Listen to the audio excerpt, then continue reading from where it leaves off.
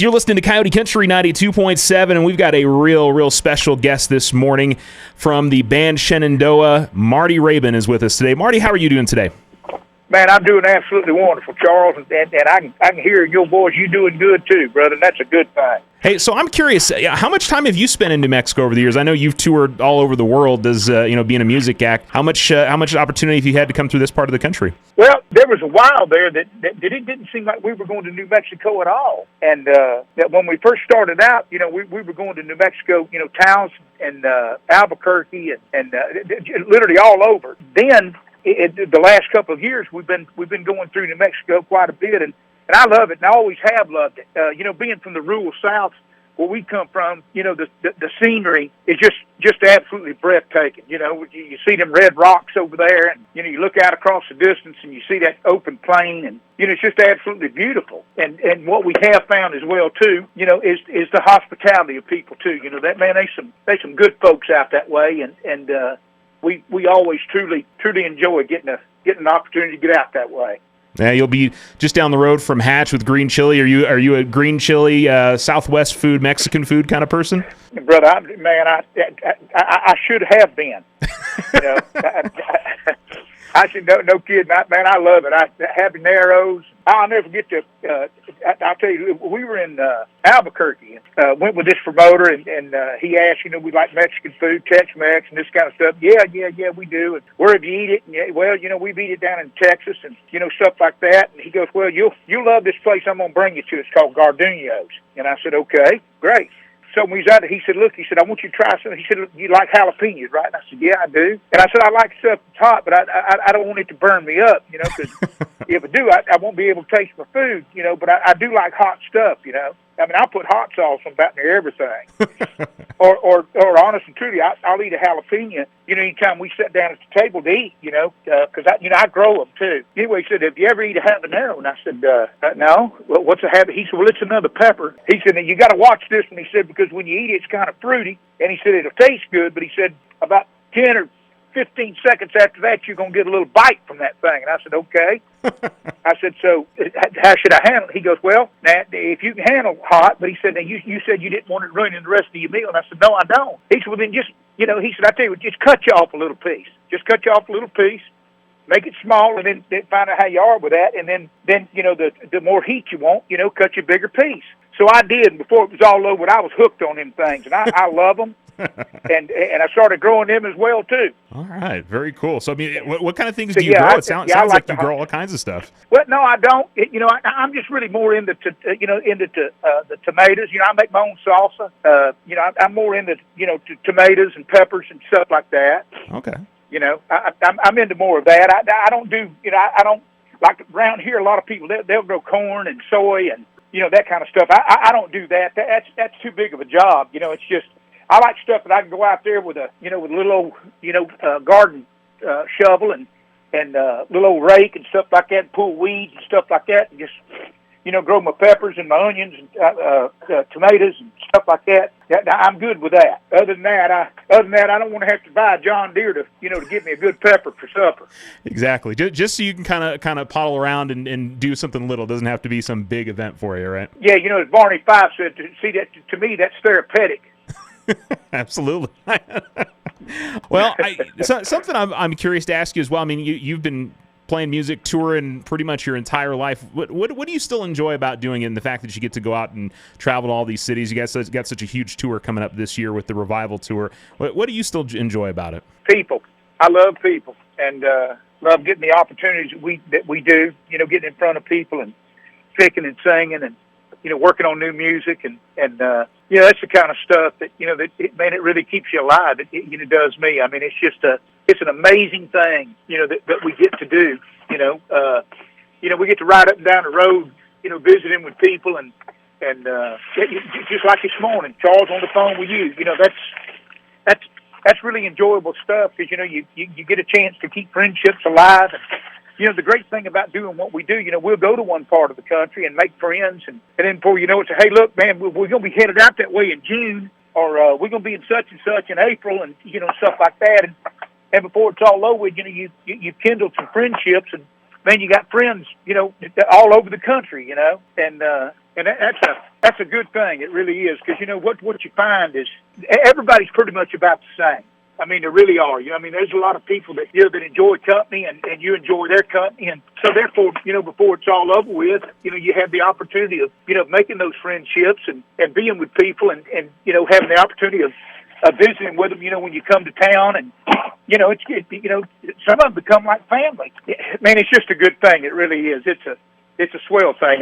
Yeah, sounds fantastic. We're talking with Marty Raybon of the band Shenandoah. They're going to be live in Las Cruces at the Blue Moon Bar and Grill coming up on April 22nd. Should be a fantastic show. Some of the cool thing, and I was looking through your tour, some of the people you're getting to play with out there, you're going to play with Wade Hayes and Billy Dean in some stops and some other places. Is it really fun to be able to get to work with, I'm sure, musicians that you've gotten to know over the years, and maybe get an opportunity to be on shows with them again? Yeah, it sure is. You get a chance to, the fellowship and you share things with them, and they're out there for the same reason you are. That's to entertain people and have fun with folks, and we get a chance to songwrite a little bit. In fact, Billy's got a song on our new record. It's a little tune that he wrote called Handkerchief, and we were at sound check one day, and he goes, "Man, I can hear you singing this. You got to hear this." So anyway, I said, "Well, man, play it for me." So he did. And I said, "Billy," I said, what are you going to do with that? He goes, "Well," he said, "to be honest with you, I'm not going to do anything with it. I wanted to play it for you and see if it's something maybe y'all would want to do." And I said, "Billy, don't do anything with that tune." I said, "Man, let me have it." And he said, "Man, if you want it, it's yours." So I played it for our producer, and he said, "Man, that kind of sounds like Mama Knows, don't it?" I said, "Yeah, just a different story." He goes, "Man, y'all want to let's cut this, right?" And I said, "Man, yeah, let's cut it." So we did. We cut it. I sent it to Billy after we cut it, and man, he was really excited about it. But you turn around, and then there's the good nature, the good spirit of Wade Hayes. That's the kind of stuff that that it's really all about, Charles. You get a chance to befriend people, and you go through years and stuff like that. You get to know fellas better and better, and before it's all over with, it's just kind of like the same bunch that you ride up and down the road with. You get to know them, and you like them because of who they are, not because of what they've done. And you find out that not only do I like their music, but man, I like them personally. Man, they're just good cats. Absolutely. And speaking of working, you got the new song that's coming off of the new album that you guys worked on with Tyler and Brian from Florida Georgia Line.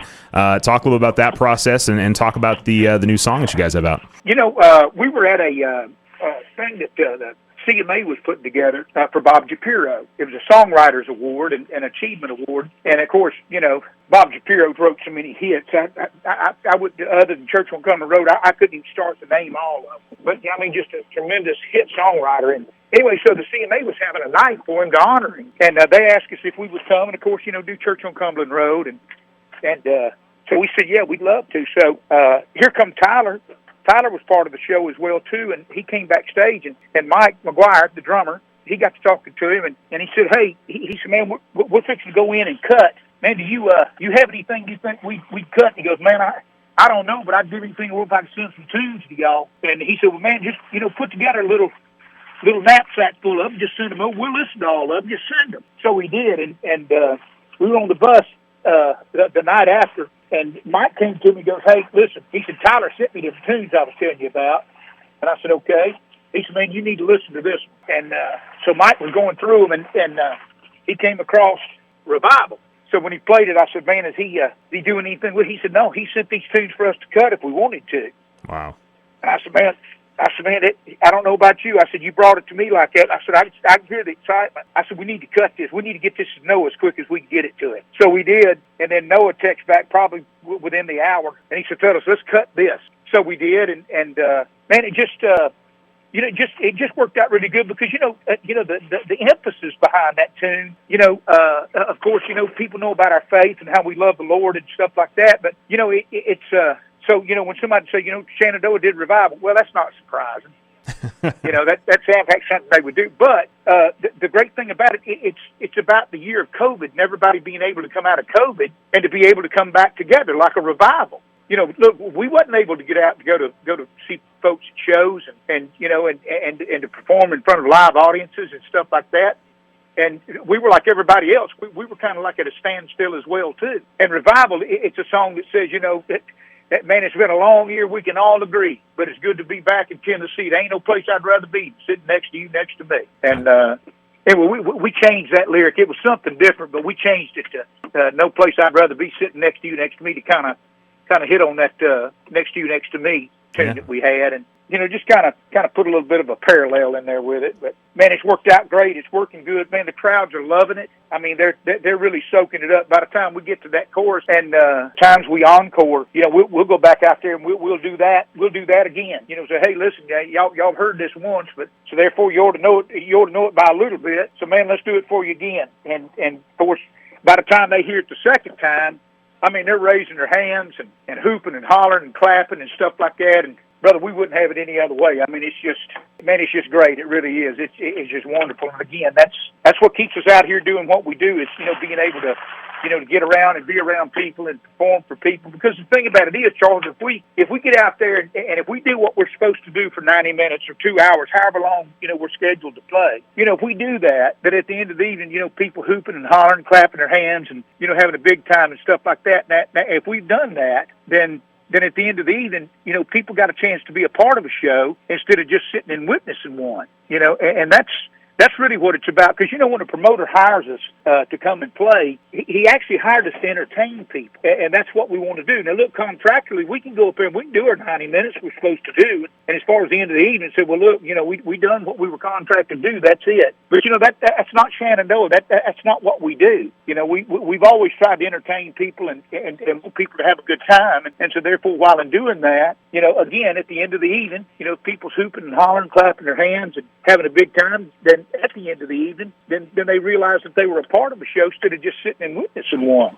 Absolutely. I mean, just to be interactive and people to enjoy it. And you can get out there and enjoy it at the Blue Moon Bar and Grill coming up on April 22nd in Las Cruces. The band Shenandoah will be live in concerts, an opportunity to go see one of the great acts in all of country music. I do want to ask, we've kind of touched on it a little bit, the new album, and I was looking around, that is not out yet. That's coming out later this year that you guys are going to have that out? Yeah, the single's out, but the album is not out yet. That's right. That's correct. What and do you kind of have an idea of when the album's going to come out, or it's still kind of up in the air at the moment? Yeah, I think it's going to be early fall before it comes.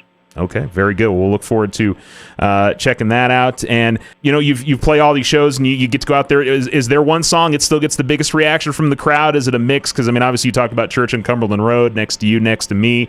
Do you find that there's one song that seems to still get the biggest reaction, that the fans are most excited to hear you play live? Yeah, it seems like 2 Dozen Roses still has a pretty good sting to it, and of course we do that, and then we go right into Church on Cumberland Road, and folks really seem to enjoy that, and yeah, that's which I'll be honest with you, it's been really good, because a lot of the stuff that we do, Moon Over Georgia and Darn If I Don't, Danged If I Do, and a couple of the others that we do. I'm Going Home to Rock My Baby, and it's really kind of nice.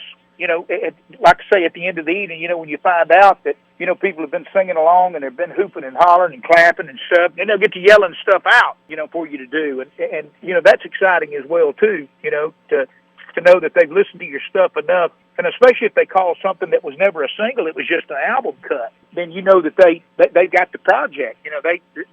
They've heard the whole record, instead of just the single that came out. And, that's awfully exciting to know that people get that deep into what you're doing, and they enjoy what you're doing, and that's always a good thing. It sure is.